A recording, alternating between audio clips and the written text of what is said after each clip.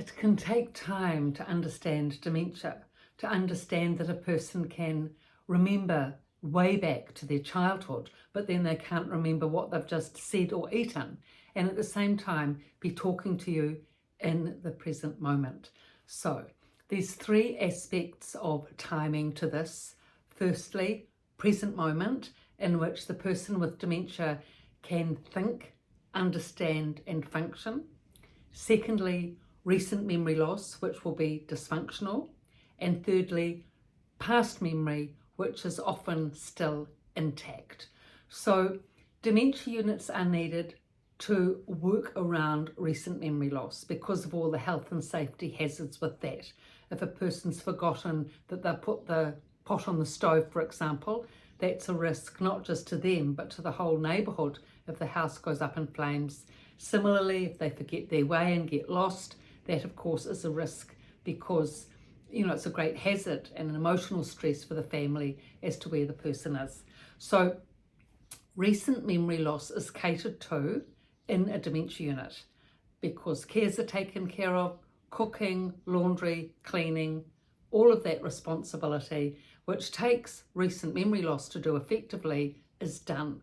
So understanding dementia and how to work around this central whole of recent memory loss, that's the thing that we need to do to be able to work with and communicate with a person with dementia.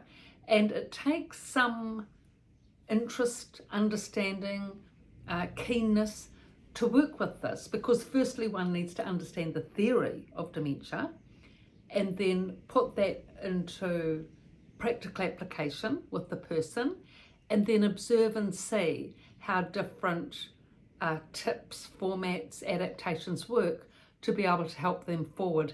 And the thing of course is it does vary from day to day. That's another anomaly. One day the person might actually remember your name, who you are, and that you came last week to visit even. Then the next time you come, they can't remember anything about it.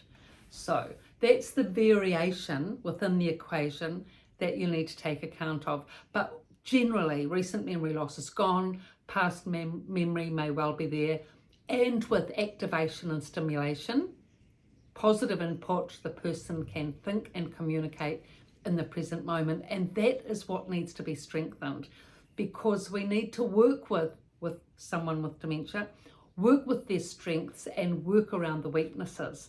And if we understand the formatting of dementia and how it operates and seeing the trend with your relative as it goes forward, then you're much more likely to be able to do that. Take one example, meeting and greeting. So it may be the person, your relative has come into the dementia unit, they know you, they greet you, everything's fine, and then 3 months down the track, they don't know who you are. But then the next week they do.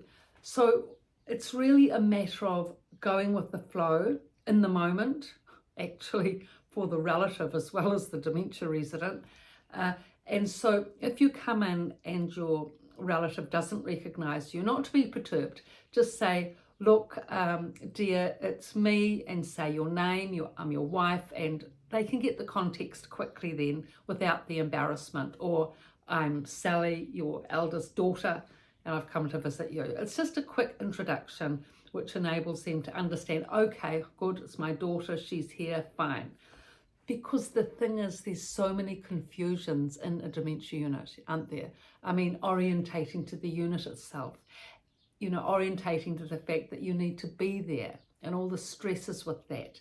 And then also so many people coming and going all the time, especially staff and of course relatives, that it's difficult to sort of gauge on a minute by minute basis who's who and what's what, so that when you come in the door, you may well not be recognised because, a steady stream of people have been before you and the person's not quite with it at the moment. And then, of course, dementia blanks happen, varying degrees with different people. And when there's a dementia blank going on, the person will just be wiped out in terms of recognising anything. But don't take that as a permanent given. It's just now and then that happens. So I've done videos on that. in the past, so watch those if you need to, because it's important to know the signs and symptoms of dementia blanks in terms of understanding dementia, because frozen features, glazed eyes, shut off expression, it's quite different to anything else to do with dementia. And when the person comes out of that state, how you can recognize that it is a dementia blank is that they will say, where am I? What's happening? And you just need to orientate them to who you are, to where they're living, what's happening, etc.